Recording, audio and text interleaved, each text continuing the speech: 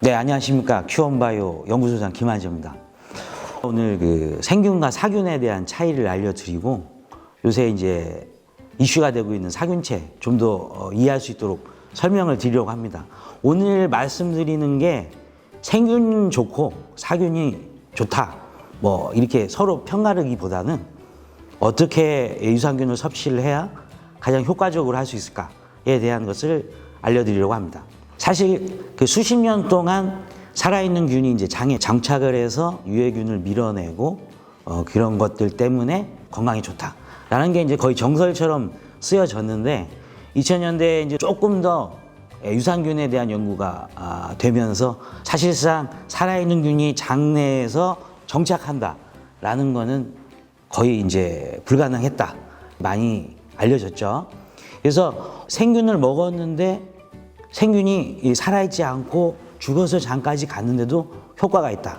이 점에 대해서 BBC가 예전에 죽어있는 균이 든 요거트를 먹어도 효과가 있다라는 것을 이제 보도를 하면서 관심을 받게 됐죠.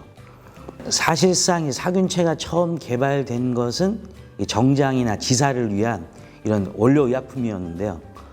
이러한 이 효과를 갖게 되는 것은 강력한 항염증 반응이었습니다. 항염증 반응을 일으키는 것이 바로 면역과 관련되어 있다는 것을 이제 알게 된 것이죠. 유산균이 정착해서 무언가를 한다는 이 틀에서 벗어나서 죽어있는 유산균의 이 균체 성분이 면역세포를 자극함으로 해서 면역 조절을 일으킨다. 이제 보통 저희가 먹는 플레인 요구르트나 뭐 이런 것들이 거의 한 100억 정도 수준으로 한 병에 들어있습니다. 지금 현대에서 판매되고 있는 유산균들은 뭐 1억에서 한 100억 사이가 되는데요. 사실 뭐 100억 개라고 했을 때는 뭐 상당히 적은 양이죠.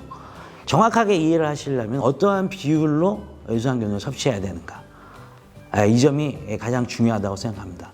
1조 개를 먹는다라고 하는 것은 이제 일반 요구르트를 한 100병을 먹어야 된다는 것인데 사실상 이제 불가능하죠. 보통 이제 생균 위주로 만든 제품들은 1000억 이상이 넘어가면은 부패할 수 있는 가능성이 극히 높아지기 때문에 일부러 이제 냉장을 하게 됩니다. 근데 사균체를 이용하면 이미 열처리나 기타 등등으로 이제 죽은 균체 성분만 이용하기 때문에 또 고픈 농도에서도 보관이 가능하고 그리고 뭐 열처리를 한다거나 산도가 낮은 것들 이런 것들에서도 이제 안정성을 갖고 있는 거죠. 그래서 유산균, 사균체의 장점은 안전성과 안정성 두 가지를 가지고 있다고 보시면 됩니다.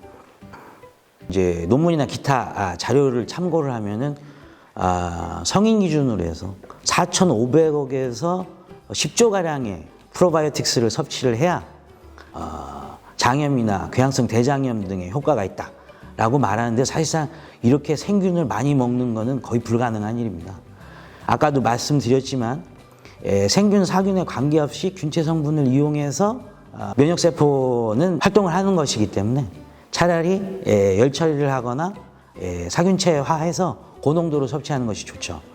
예전에는 이 사균체에 대해서 학계에서도 불분명한 점이 많았었는데 최근에는 항바이러스라든지 항염증, 자가면역 질환에 효과가 있다는 것이 네이처지를 중심으로 많이 발표가 되었습니다. 그래서 학계 산업계에서도 이것을 인정하고 2000년대 후반부터는 상당히 활발하게 사용이 되고 있는 것이죠.